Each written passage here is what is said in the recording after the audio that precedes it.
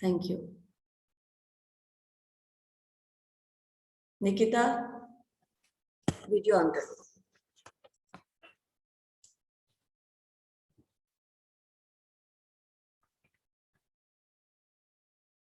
ठीक है, क्या पढ़ना है बताओ, क्योंकि स्टूडेंट्स बहुत कम हैं तो नया मेरा मन नहीं है स्टार्ट करने का।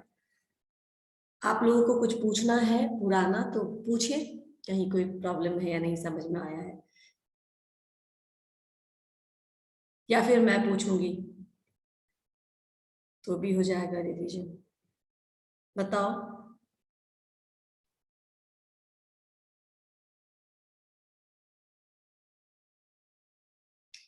Rules regarding delivery, sales of goods act में हमने पढ़ा था, क्या क्या है वो रूल्स रिगार्डिंग डिलीवरी, क्या क्या बताया था उसमें मैंने।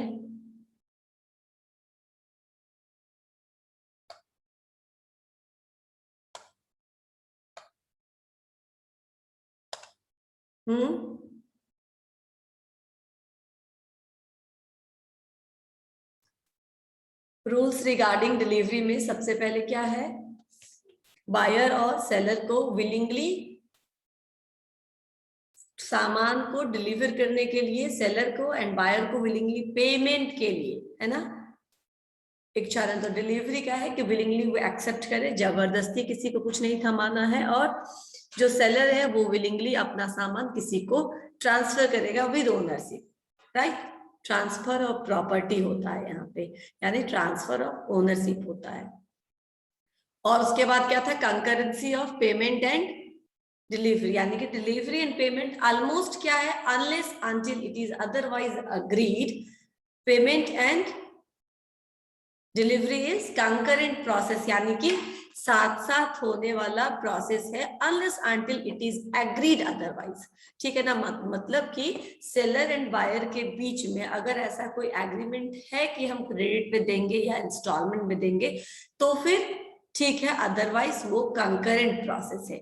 ये दो हो गया। और क्या क्या रूल्स थे डिलीवरी के, ये दोनों मैंने बताया था। उसके बाद मैंने आपको बताया था कि डिलीवरी कैसे होता है, क्या क्या रूल्स है, इफेक्ट ऑफ पार्ट डिलीवरी क्या है, डिलीवरी क्या है, प्लेस ऑफ डिलीवरी क्या है, टाइम ऑफ डिलीवरी क्या है।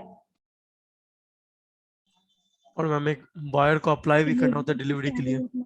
हाँ, बायर शुड रिक्वेस्ट, ठीक है ना, buyer should request for delivery, very good. Place of delivery कहाँ माना जाएगा,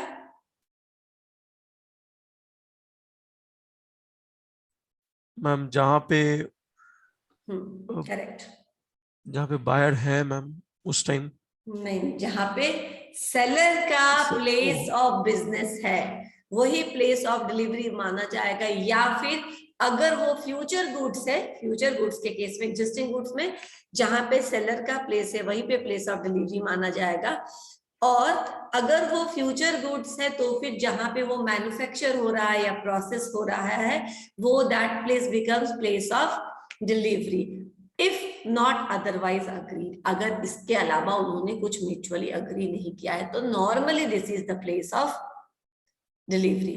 क्लियर हो गया। Time of delivery, Shahid, Megha, please switch on your videos. Ma'am अच्छे टाइम बच्चे। Time delivery and time for tender में डिफरेंस है मैम। हाँ, time delivery and time of tender में बताती हूँ। टाइम ऑफ डिलीवरी का क्या मतलब हुआ, पहले ये बताओ। मैम जैसे मैंने कोई गुड्स परचेज किया है, उसका एक लिमिटेड टाइम है कि इस डेट को मिल जाएगा, तो वो मैम हो गया time of delivery.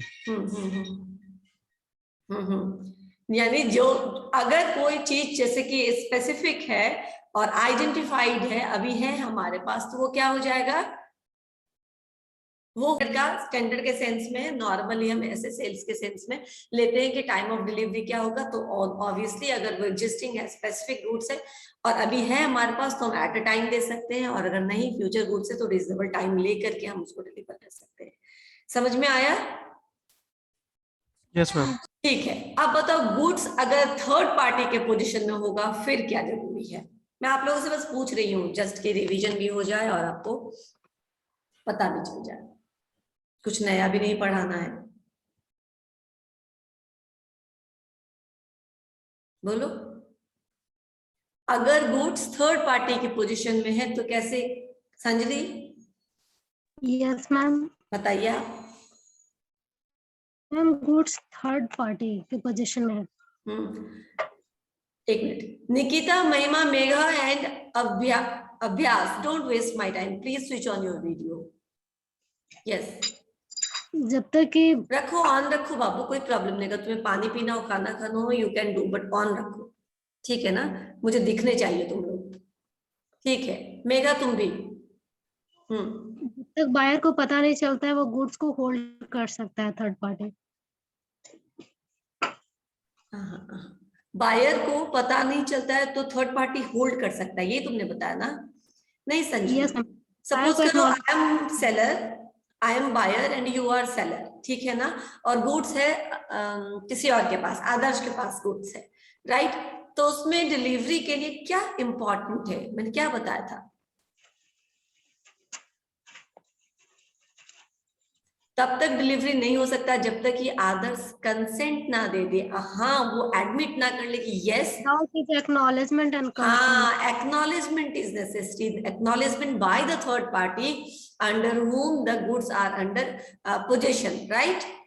Yes ma'am. हाँ, तो जब तक आदर्श ने एक्नॉलेज नहीं कर दिया कि yes this is the goods of संजलीज and I have physical position of the same thing, तब तक वो गुड्स डिलीवरेबल स्टेट में नहीं होगा। बस कंसेंट जरूरी है, उसके बाद वो कभी भी डिलीवरी करे, लेकिन ये कंसेंट जरूरी है, इसके बाद ही डिलीवरी हो सकता है, इसके बाद ही मैं उसे रिक्वेस्ट कर सकता हूँ, या आप रिक्वेस्ट कर, मैं रिक्वेस्ट कर सकती हूँ कि I have already paid for this, now मैं आ गई हूँ, मैं उसको ले लूंगी। समझ में आया? मैम तो इसको ऐसे बोल सकते हैं ना, बायर के कंसेंट से हम उस गुड्स को होल्ड कर सकते हैं। बायर के कंसेंट से होल्ड क्यों करेंगे? बायर तो बेच रहा है देने के लिए, तुम तो मुझे देने के लिए कर रही हो ना, तो थर्ड पार्टी को तुमने होल्ड करने के लिए क्यों कहोगी तुम? अगर वो क्रेडिट पे है और मैं पेमेंट नहीं कर रही हूँ तभी तुम होल्ड करवाओगी ना। हाँ, लेकिन मैं डिलीवरी का पूछ रही हूँ। हाँ, उस सर्कमस्टांसेस में जब वो किसी थर्ड पार्टी के पास चला गया, उस सेंस में जबकि वो कैरियर के पास है, शिपमेंट में है और मेरे पास नहीं पहुंचा है और मैं आपको पेमेंट नहीं दे रही हूँ, क्रेडिट पीरियड खत्म होने के बाद भी नहीं दे रही हूँ, फिर आप होल्ड कर सकते हैं, लियन कर सकते हैं, वापस अपने पास मंगा सकते हैं। लेकिन अगर कुछ प्रॉब्लम नहीं है, डिलीवरी करना है, तो डिलीवरी से पहले consent, telephonic consent will also do, ठीक है ना? इतना भी सफिशिएंट है, पर वो एक कंसेंट या एक्नॉलेजमेंट चाहिए थर्ड पार्टी को देना, बायर को, कि मेरे पास है, आप ले सकते हैं। समझ में आया? ठीक है, गुड। सारे कंफ्यूजन क्लियर हो रहे हैं? अगर कहीं है तो यस मैम। ठीक है। नेक्स्ट, टाइम ऑफ डिलीवरी तो कर लिया, और क्या कुछ पॉइंट था? अच्छा ठीक है, हाँ बोलिए। डिलीवरी टू कैरियर और वॉर्फ इंजर वाला बता दो। अच्छा, डिलीवरी टू कैरियर या वॉर्फ इंजर, ठीक है। अगर आप कैरियर या वॉर्फ इंजर के पास देते हैं तो मान लो एजेंट है, ठीक है ना? तो क्या माना जाएगा? वॉर्फ इंजर्स मतलब पोर्ट वाला है, ठीक है ना? तो अगर आप कोई चीज कैरियर को ट्रांसमिट करता है तो प्राइमा फेसी क्या माना जाएगा कि ये ट्रांसफर किसको किया गया है, ये सामान? प्राइमा फेसी, यही प्राइमा फेसी मतलब होता है कि प्रथम दृष्टा, क्या बोलते हैं? At the first instance it seems that it will be transferred to the buyer itself, ठीक है?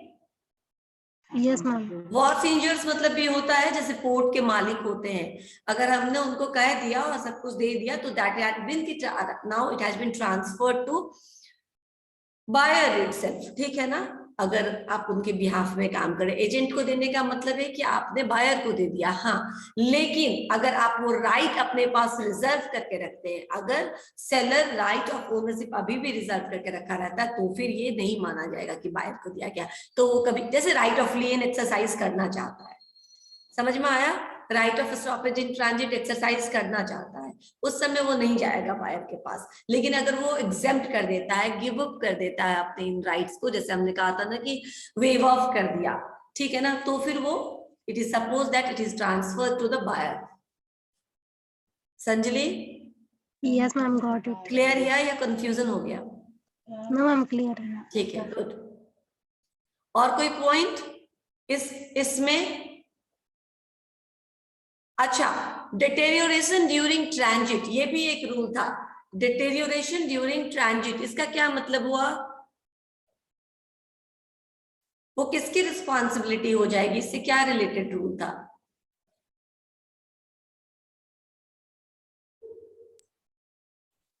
मैम बायर रिस्क बियर करता है मैम, कि अगर कोई नेचुरल इंसिडेंट या मतलब कुछ भी होता है तो। Correct correct, very good शिवाइश।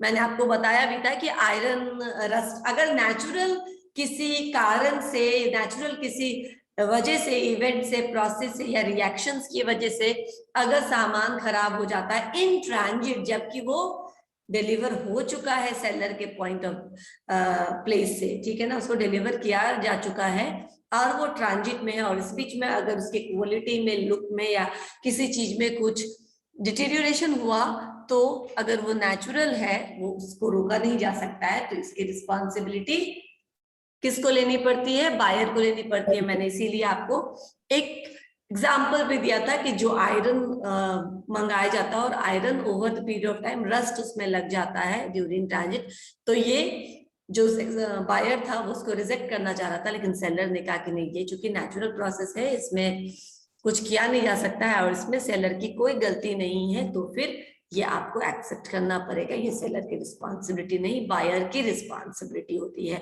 So if the goods deteriorate during transit, the responsibility और the risk is normally owned by the buyer. Buyer ठीक है, ओके। और क्या है? Buyer's right to examine the goods, इसका क्या मतलब हुआ? वो गुड्स को इंस्पेक्ट कर सकता है या फिर इसका क्वांटिटी और क्वालिटी आर द सेम है कि नहीं। और अगर वो एक्सेप्ट कर लेता है तो उसको क्या क्या करना पड़ेगा? एक्सेप्टेंस ऑफ डिलीवरी के लिए क्या क्या नियम है? मैम उसको सेलर को इन्फॉर्म करना होता है। एक संजनी, एक और पॉइंट था उसमें जो हमने कहा अभी आपको कि आपको पूरा मौका देना चाहिए इंस्पेक्ट करने का गुड्स, और पूरे लॉट का इंस्पेक्शन वो कर सकता है। और अगर मैच कर रहा है नहीं, और अगर सैंपल से के बेसिस पे कुछ लिया है, तो जब भी हम डिलीवरी करें उसको पूरा का पूरा एक लॉट, तो साथ में सैंपल भी डिलीवरी कर दे, so that he can satisfy, he can match and he can satisfy, या फिर वो देख सके कि क्या कोई अंतर है। राइट, ठीक है। नेक्स्ट हम लोग क्या पढ़ रहे थे, उस पॉइंट पे आते हैं। नेक्स्ट था कि अगर acceptance of delivery of goods है तो क्या होगा? एक्सेप्टेंस ऑफ डिलीवरी के केस में क्या? बायर को सेलर को इन्फॉर्म करना हो। ठीक है, और बताना, और किस किस तरीके से सेलर कैन अज्यूम कि the goods has been accepted. 3 नियम है इसके। 1 second, yes, retain the goods after the lapse of reasonable time without the intimating to ठीक the है, seller that ठीक है, वेरी गुड। यानी कि without intimation, if you retain the goods above the time limit, ठीक है ना, time limitation से ज्यादा आप रखते हैं, then he can assume that you have accepted the entire goods। और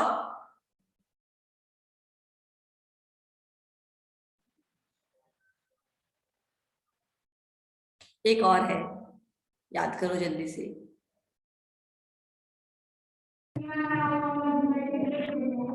Ma'am, there's something which is ownership of seller is has accepted. इसका क्या मतलब समझ में आया महिमा? ये बताओ, पॉइंट तो मुझे मालूम है, ये इसका क्या मतलब समझ में आया? इसको मतलब समझने की तरह से याद करो या समझो, कि पढ़ के अगर मतलब नहीं समझ में आया तो आप याद नहीं कर पाइएगा इसको, या मैम एक्सप्लेन जो नहीं। आया है बायर के पास वो अभी सेलर का ऑनरशिप है उस पे, उसको मतलब श्योरली एक्सेप्टेड नहीं किया गया है बायर की तरफ से।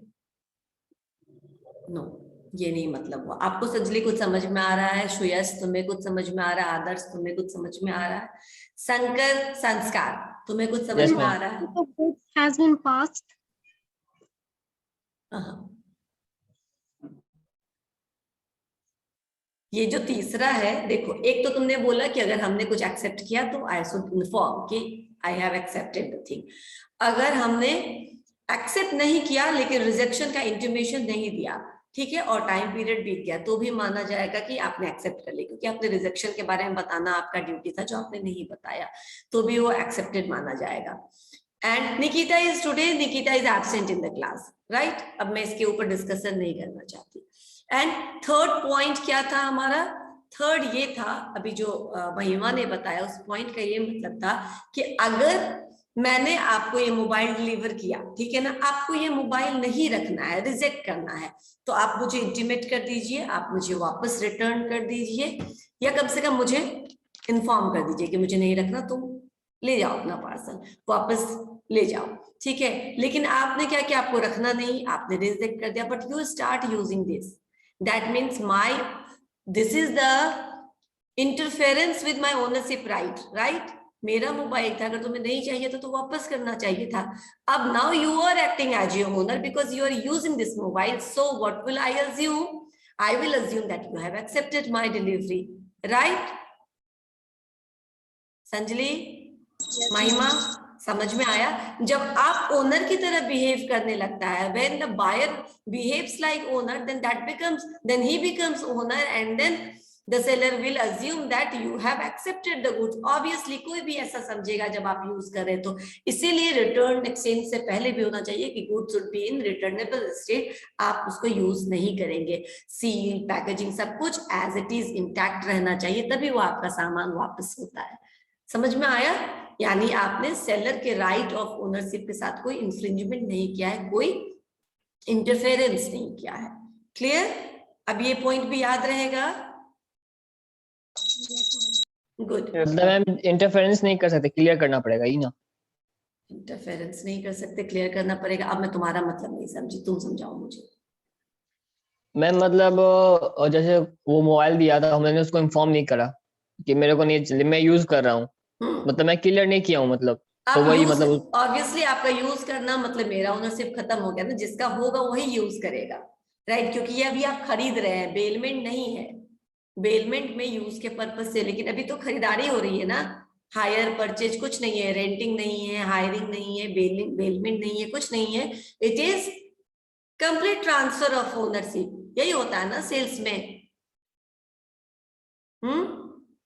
Yes, ma'am. संस्कार, तो complete transfer Yes, of ma'am. Ownership when you have not informed me, or you have informed me that you are not going to accept this mobile, but you are using this mobile. So when I come and see that you have already used the product, what will I say? No, now I cannot accept it because you are already using this product. Now you have to pay for this, right? समझ में आया? क्योंकि अगर वो मेरा था, सिर्फ मेरा उस पर ओनरशिप था, तो तुम्हें यूज नहीं करना चाहिए था, राइट? समझ में आया? Yes ma'am. ठीक है, वही होता है कि आप सेलर के ओनरशिप के साथ कोई इंटरफेरेंस नहीं करिए। ओके, अच्छा, रिटर्न ऑफ, कैसे कैसे हम रिजेक्टेड गुड्स को रिटर्न करने के लिए क्या क्या है, कैसे आप रिफ्यूज कर सकते हैं, कैसे आप रिटर्न कर सकते हैं या रिजेक्ट कर सकते हैं गुड्स को। एक्सेप्टेंस के लिए तो हमने बताया, रिजेक्शन के लिए क्या जरूरी है? एक ही लाइन जरूरी है, एक ही चीज जरूरी है रिजेक्शन के लिए, इन्फॉर्म उसको सेलर को इन्फॉर्म करना होता है। बस इन्फॉर्म कर दो। अगर अधिक है, क्वांटिटी आपके ऑर्डर से अधिक है, तो क्या है, एक्सेस पे है तो फिर या तो आपको जितना या तो जरूरत पूरा है return उतना कर रखिए, दो। हाँ, या तो आपको जितना जरूरत उतना रखिए, जरूरत उतना रखिए। रेस्ट के बारे में इन्फॉर्म कर दीजिए, या तो पूरा रखिएगा तो जो एक्सेस है उसका भी पेमेंट करिए, या फिर आप पूरा का पूरा लॉट रिजेक्ट कर दीजिए। तीनों चीज कर सकते हैं, है ना, तीन चीज है। और जब कम होता है क्वांटिटी, जो ऑर्डर्ड अमाउंट है उससे कम है, तो भी सेम चीज फुल रिटर्न कर सकते हैं या हाफ पेमेंट। हाँ, या तो आप कम है तो या तो पूरा रिटर्न कर दीजिए, या फिर अगर जितना उतना ही रखने के लिए आप अग्री है तो उतना ही रख के उतना ही का पेमेंट करिए। क्लियर? ठीक है, मेरे ख्याल से ये हम लोगों ने ऑलमोस्ट पूरा डिस्कस कर लिया एक बार रिवीजन के तौर पे। इंस्टॉलमेंट डिलीवरीज नहीं डिस्कस किया, क्या मतलब है इसका? क्या बायर को इंस्टॉलमेंट डिलीवरी एक्सेप्ट करना है या नहीं करना है? क्योंकि इंस्टॉलमेंट पेमेंट तो है, लेकिन इंस्टॉलमेंट डिलीवरी है कि नहीं है? एक्सेप्ट कर सकता है क्या अलग अलग पार्ट्स को, मतलब एक अभी प्रोसेसिंग में आ रहा है और एक अभी आने वाला है, एक अभी वो रिसीव कर रहा है, ऐसा। और किसी को कुछ बोलना है इसमें? मैम जब तक अगर एग्री नहीं किया है तब तक हम लोग इंस्टॉलमेंट डिलीवरी नहीं आ सकता ना मैम, अग्री करना होता है। अग्री करना होता है, ठीक है, मतलब दोनों पार्टी को इंस्टॉलमेंट डिलीवरी के लिए बायर को एग्री करना होता है, ठीक है। और